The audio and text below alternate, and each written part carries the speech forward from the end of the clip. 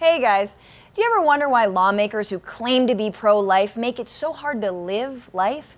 They love the unborn, but once you're past the birth canal, get a job.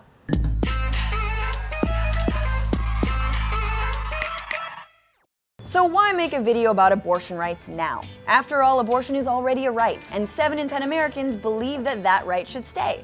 So why are we talking about it? Well, because state legislatures are in session, and the first order of business on the docket of oppression nostalgia, taking that right away. A Missouri State House panel discusses potential new litigation to outlaw abortion. A bill that would essentially ban abortions in Iowa has won approval of an Iowa Senate subcommittee. Representative Tony Tinderholt proposed the Abolition of Abortion in Texas Act, which would legally designate abortion as murder. Now, of course, a lot of these bills aren't going to pass, but that's not the point. See, pro-life lawmakers are like Confederate Civil War reenactors, a group of angry old white men who get together and try and relive the glory days, no matter how unrealistic. And just because something's unconstitutional doesn't mean they won't try to pass it.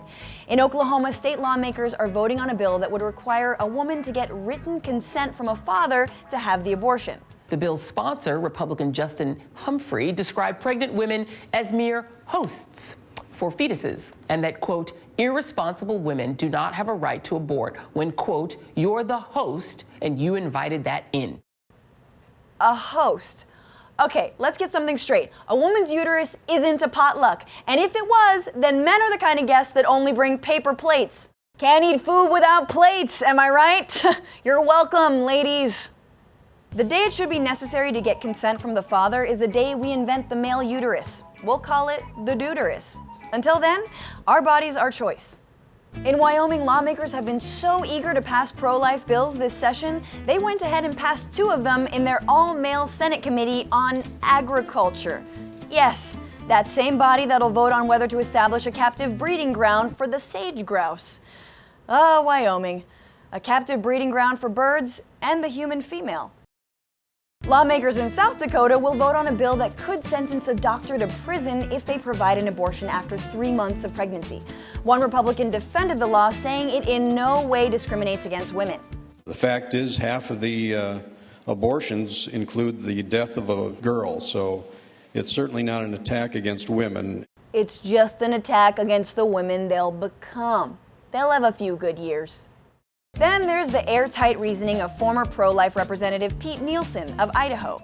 Last year, while describing why abortion rights don't need to apply to cases of rape or incest, Nielsen demonstrated his vast knowledge of the female reproductive system.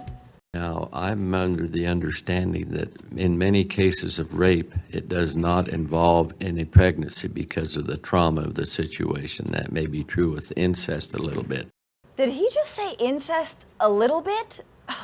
Listen, besides being biologically incorrect, is it worth mentioning he's got 5 daughters?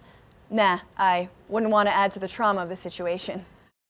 But Missouri has really outdone them all. Their lawmakers have introduced 20 anti-abortion bills in this session alone. One Missouri rep went so far as to introduce a bill stating that life begins at conception, and he called it the All Lives Matter Act. That's right, the already bogus All Lives Matter slogan has new life with pro-lifers. God, who holds a sign like that? Okay, yeah.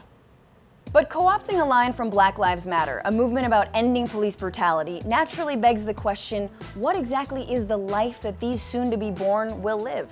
In Missouri, where the Black Lives Matter movement began, 1 in 5 children lives below the poverty line, and almost 30% of the poor are black.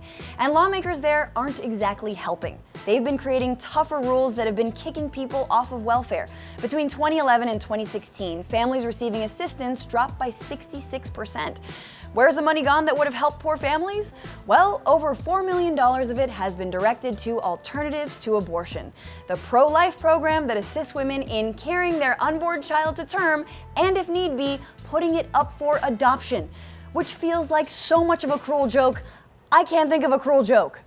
And remember South Dakota, where anti-abortion laws were definitely not anti-woman? The same day legislators took a step in toughening abortion laws, they also scrapped a bill requiring employers to give working mothers accommodations, like a place to breastfeed. One Republican defended that decision with this message to women.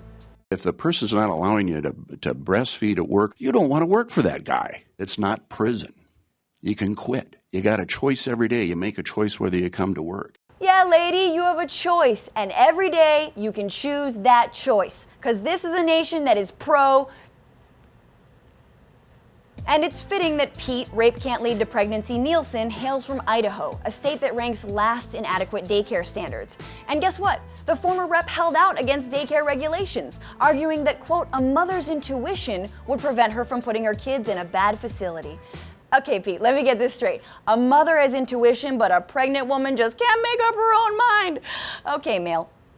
To recap, in the same states where legislators are making it harder to have abortions, you've got gutted welfare systems, fewer protections for working mothers, and crap childcare.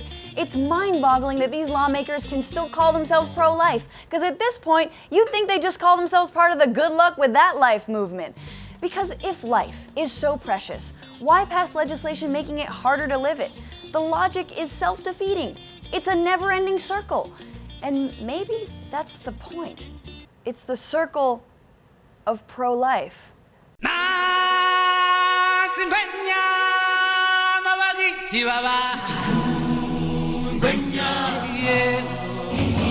Have the baby, no, it's not a problem. Don't you want a little son or daughter? Did you know abortion is like slaughter? This decision belongs to the father. From the day we become pregnant women, state lawmakers suddenly care. Be a mom, but don't bet on a state safety net. No space to breastfeed and no more welfare. It's the circle of pro-life, and it screws us all from Cheyenne to Sioux Falls, through BS laws, regulate our wombs. After all we just host, it's the circle of pro-life.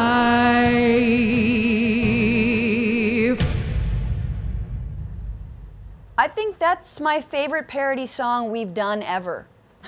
It's so moving. It makes me want to subscribe to YouTube channels.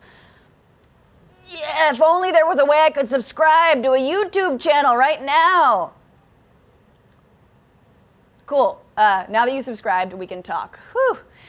Get that out of the way. You guys have been commenting. That's awesome. One of you asked why Bill Maher's a tool, why we lumped him with Bill O'Reilly. He's not the same tool, but he's a similar tool. Maybe he's more like a blunt, soft object.